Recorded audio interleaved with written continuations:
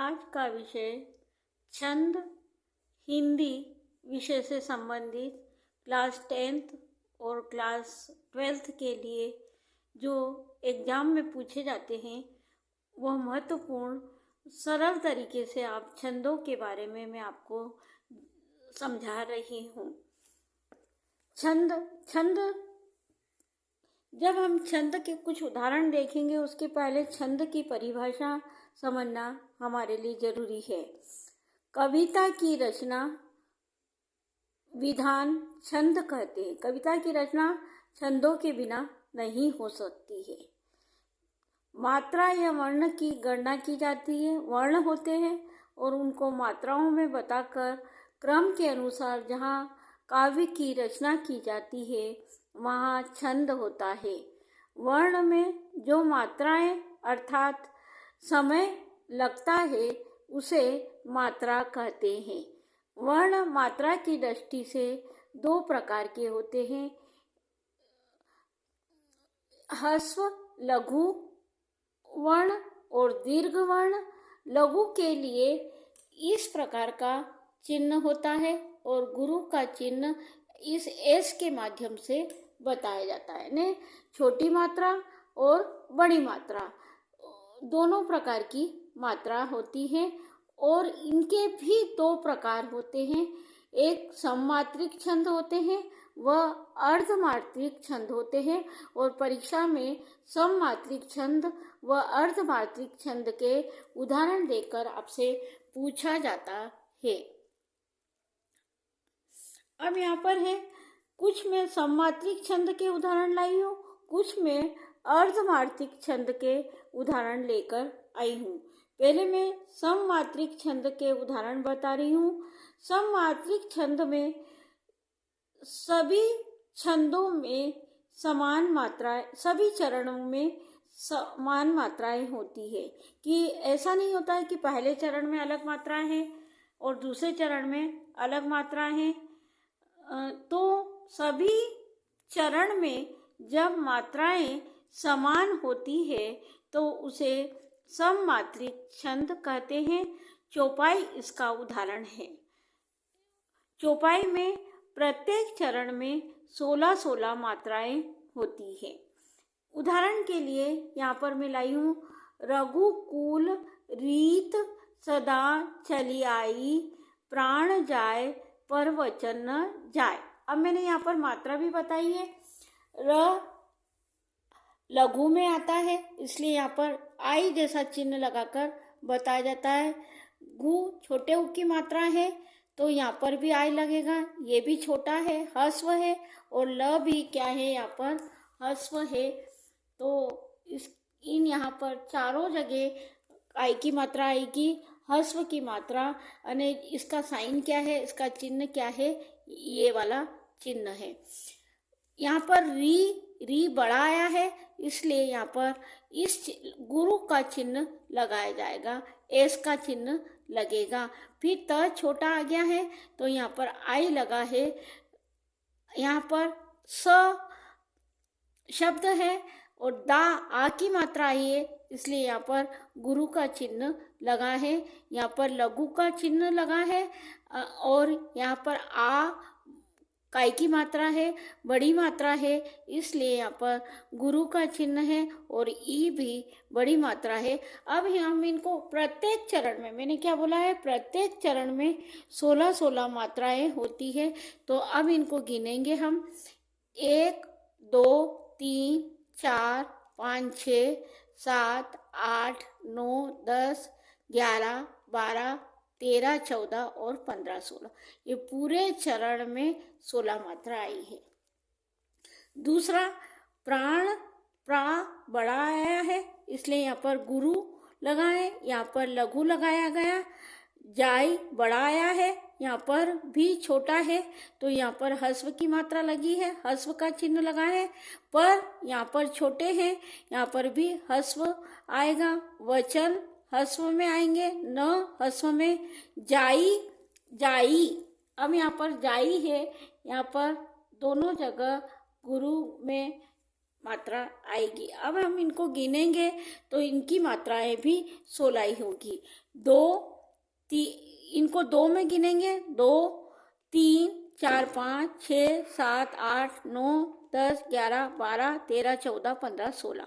तो दोनों चरण में 16 मात्रा आई है। यानी कि 4 चरण होंगे, चारों चरण में 16 मात्राएं होगी। ये इसकी पहचान है, ये चौपाई है और यह सममात्रिक छंद है। कौन सा मात्रिक छंद है? सममात्रिक छंद है। अगला है हरिगीति का छंद। ये भी परीक्षा में पूछा जाता है और ये छंद बहुत ही सरल छंद होता है। इसके भी प्रत्येक चरण में 16-12 मात्रा होकर कुल 28 मात्राएं होती है। अब हम इसका उदाहरण देखेंगे कि श्री कृष्ण के सुन वचन। अब यहाँ पर श्री आया, गुरु आया, कृष्ण गुरु आएगा और अण का एक मात्रा लगेगी, अन्य ह्रस्व की मात्रा लगेगी। यहाँ पर गुरु की मात्रा लगेगी। यहाँ पर छोटा ऊ है तो यहाँ पर भी ह्रस्व आएगा, यहाँ भी ह्रस्व आएगा और यहाँ भी ह्रस्व आएगा, यहाँ भी ह्रस्व आएगा। अर्जुन ह्रस्व, अर्जुन बड़ा है इसलिए यहाँ पर गुरु की मात्रा आई। यहाँ पर न काय की मात्रा है, ह्रस्व है इसलिए यहाँ पर है। क्रोध, यहाँ पर बड़े गुरु की मात्रा आएगी और क्रोध ध है, न कोई मात्रा है न कुछ नहीं, यहाँ पर ह्रस्व आएगा। से बड़ा है इसलिए यहाँ पर गुरु की मात्रा है। ज यहाँ पर क्या आया है? ह्रस्व आया है। यहाँ भी ल आया है यहाँ, लेकिन यहाँ पर गुरु की मात्रा लगेगी। ने आया है इसलिए यहाँ पर है ल आया है, यहाँ पर मात्रा ह्रस्व की है और यह लगे गे पे मात्रा गुरु की मात्रा आएगी। अब हम इस पूरी मात्राओं को गिनेंगे तो यह कुल 28 मात्रा होगी।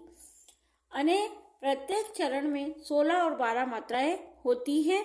अब है इसको 2 में गिनेंगे, 2 और 2, 4, 5, 6, 7, 8, 9, 10, 11, 12। अब इधर आई 1, 3, 2 हो गया, 2 और 1, 3, 4, 5, 6, 7, 8, 9, 10, 11, 12, 13, 14, 15, 16। अने प्रत्येक चरण में 16-12 मात्राएं होती है और कुल मात्रा आपकी 28 मात्रा हो गई। इसी प्रकार नीचे भी कुल 28 मात्रा है, 14 मात्रा इधर है और 14 मात्रा आपकी इधर है। सब शोक अपना भूल कर करतल युगल मलने लगे। यहाँ पर ह्रस्व गुरु, ह्रस्व गुरु, ह्रस्व गुरु, ह्रस्व। फिर यहाँ पर करतल, यहाँ पर भी चारों तरफ क्या आएगी? ह्रस्व। यहाँ भी छोटा ऊ आया है, ह्रस्व। यहाँ इन दोनों शब्दों पे भी ह्रस्व लगेगी और ये गुरु की मात्रा लगे ल पे ह्रस्व और इस पे गुरु मात्रा आएगी। ये पूरी मात्रा हम गिनेंगे तो कुल टोटल 28 मात्राएं हैं। अब अर्धमात्रिक छंद। आखिर ये अर्धमात्रिक छंद क्या होते हैं? अर्धमात्रिक छंद में मात्राएं प्रत्येक चरण में समान नहीं होती है। उदाहरण के लिए दोहा उदाहरण देकर मैं इस बात को स्पष्ट करूंगी। जैसे दोहा में क्या होगी? पहले चरण में और तीसरे चरण में 13 मात्रा और दूसरे और चौथे चरण में 11 मात्रा। इस प्रकार कुल टोटल 24 मात्राएं होती है। अब हम ये दोहा उदाहरण देकर हम इस उदाहरण को मैं बता रही हूँ। मेरी भव बाधा हरो, ये पहला चरण है। अब इसमें देखो आप, यहाँ पर गुरु, यहाँ पर दोनों जगह गुरु, क्योंकि यहाँ पर दोनों जगह बड़ी मात्रा है। भव ह्रस्व, बाधा दोनों जगह, तो यहाँ पर गुरु, गुरु आ की मात्रा है, यहाँ पर गुरु, यहाँ पर हस्व आएगा, रऊ, तो यहाँ पर अब इसको गिनेंगे, ये कितनी मात्रा होगी पहले चरण में, 2 और 2 4 5 6 7 8 9 10 11 12 13, पहले चरण में 13 मात्रा।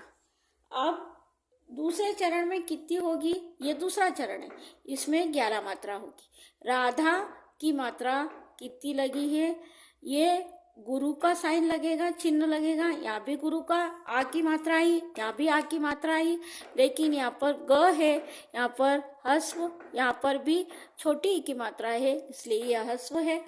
सो बड़ा लगेगा, गुरु लगेगा, और यहाँ पर अब इनको हम गिनेंगे, 2 2 4 2 6 7 8 9 10 11। इसी प्रकार नीचे आएंगे, जा, जा है ने, यहाँ पर बड़ा, यहाँ पर गुरु का साइन है, तन की साई परे। अब ये तीसरा चरण है, यहाँ पर भी आपकी 13 मात्रा होगी, 2 3 4 5 6 7 8 9 10 11 12 13। आगे का है, शाम हरित दूती हुई। शाम हरित, यहाँ पर ये पूरे मात्रा की एक हमने बड़ी मात्रा लगाई है, गुरु लगाया, यहाँ हस्व, यहाँ हस्व, यहाँ हस्व, ये हस्व, ये भी हस्व, ये भी हस्व, ये भी हस्व, लेकिन यहाँ पर ई बड़ी है, तो यहाँ पर गुरु होगा।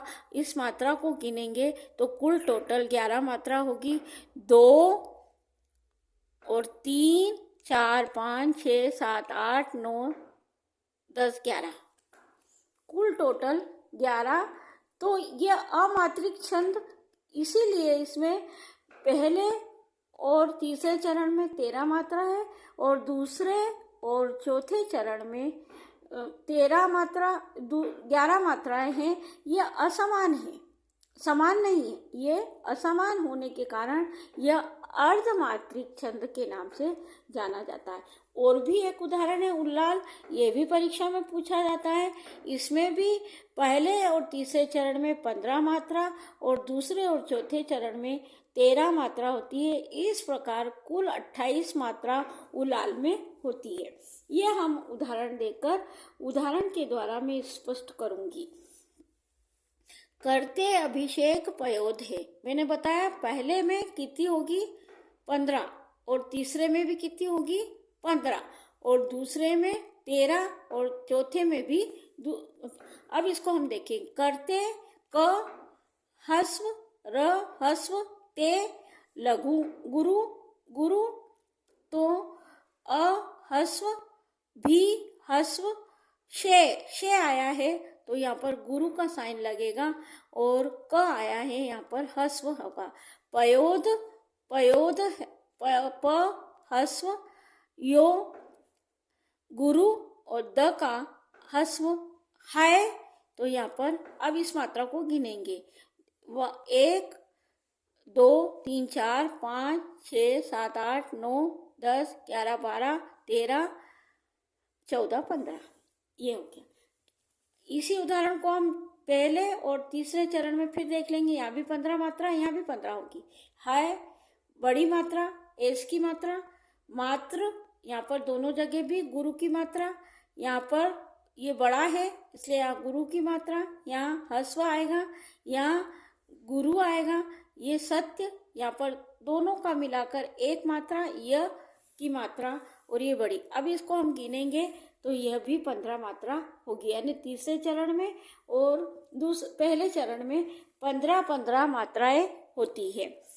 2 4 6 7 8 9 10 11 12 13 14 15। अब अगला दूसरे चरण में और चौथे चरण में 13 मात्रा होगी, इसको देखना होगा। बलिहारी रस वेश की।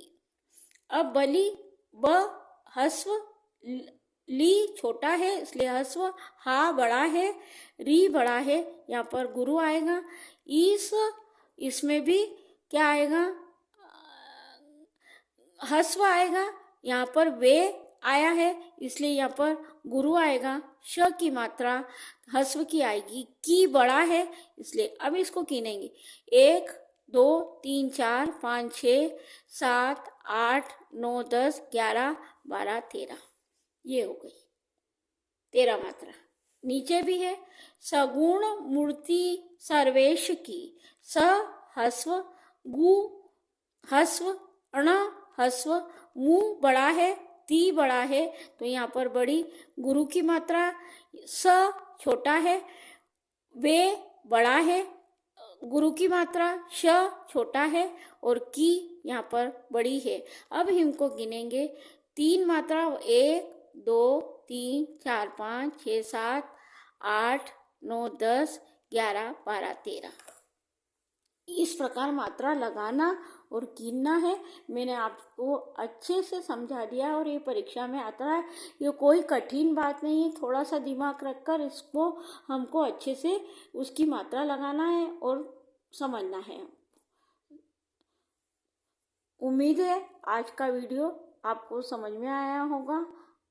सब्सक्राइब करें, लाइक करें। Thank you.